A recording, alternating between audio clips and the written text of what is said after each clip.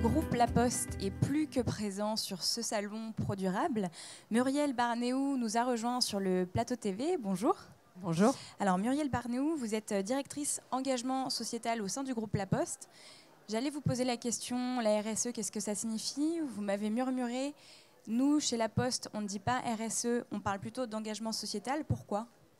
C'est pas un mot vain en fait. C'est une bonne question.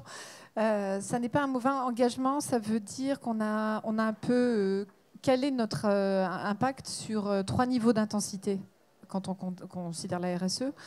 Vous avez un premier niveau qui est souvent celui qu'on pratique, qui est celui de la conformité, la conformité aux lois, aux règles, aux jurisprudences, et ce qui rend la chose obligatoire.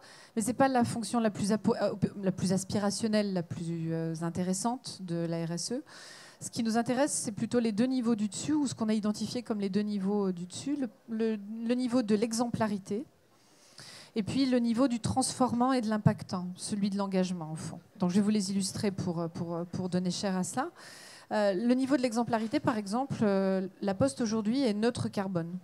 L'intégralité de nos activités sont neutres carbone. C'est-à-dire qu'on est capable d'assurer à nos clients que l'intégralité des émissions de ce que l'on n'a pas réussi à réduire ou à faire disparaître de nos émissions carbone est réinjectée dans notre environnement, dans notre écosystème, soit sur le territoire français, soit dans le monde, et va donner lieu à une compensation à due concurrence. Vous avez un exemple concret? Oui, par exemple, c'est quelque chose qui représente plusieurs millions d'euros qui sont investis, et ce sont des choses qui vont servir, par exemple, à redynamiser ou à favoriser la biodiversité d'un certain nombre de forêts françaises et à les préparer au réchauffement climatique. Voilà, typiquement.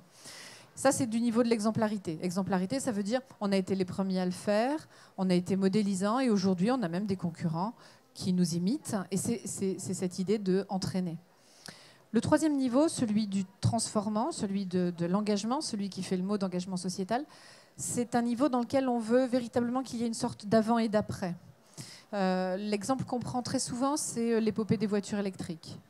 La Poste a décidé à un moment d'être un acteur faisant émerger une véritable offre en matière de voitures électriques, et elle a fédéré autour d'elle un certain nombre de propriétaires ou d'utilisateurs de flottes d'entreprises, de manière à ce que les industriels puissent s'accoster à des niveaux de commande de niveau industriel, et à ce que l'État puisse lui-même intervenir en régulation et favoriser l'émergence du marché du véhicule électrique.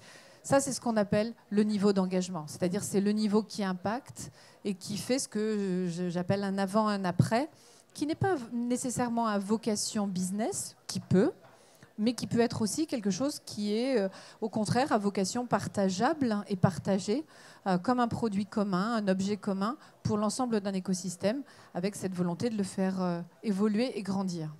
Si on se projette dans quelques années, dans une dizaine d'années, où est-ce que le groupe La Poste en sera de ce point de vue-là? Quelles sont vos ambitions?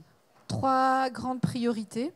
Ce qui ne veut pas dire que le reste n'est pas important, mais si on veut être impactant, si on veut toucher ce niveau 3, ce Graal de quelque chose qui est transformant, il faut qu'on choisisse nos combats. On ne pourra pas ouvrir tous les sujets. On en a choisi 3 qui sont des sortes de biens communs ou de communs que l'on veut préserver ou que l'on veut voir advenir dans nos sociétés. Le premier, c'est la cohésion sociale et territoriale. Et si on se projette, mettons, à 2030 ou à 2040, nous espérons rester un acteur majeur du lien entre nos régions, du lien entre nos générations, du lien entre les gens, quels qu'ils soient, les villes, les campagnes, les périphéries, les cœurs de ville, et rendre tout cela vivable ensemble, et ce lien qui nous a fondés dans un univers qui est un univers qui sera nécessairement différent. La deuxième priorité, elle porte sur l'avènement d'un numérique éthique et responsable. C'est l'avènement d'un numérique qui vérifie, qui nous protège, ou en tout cas qui n'utilise pas des choses un peu à l'insu de notre plein gré, quelque chose qui favorise l'empowerment et dans lequel le numérique est au service de l'humain et pas le contraire. Et puis la 3e grande priorité, c'est celle des transitions écologiques, qui vont concerner la transition énergétique et puis l'économie circulaire, qui est une forme de consommer autrement dans un monde où la rareté des ressources en tant que matière première va évidemment devenir de plus en plus prégnant. Donc c'est ce monde-là dont on rêve, très souvent avec des combinatoires, pour pouvoir faire advenir une économie circulaire de masse. Il faut nécessairement apprivoiser des outils numériques.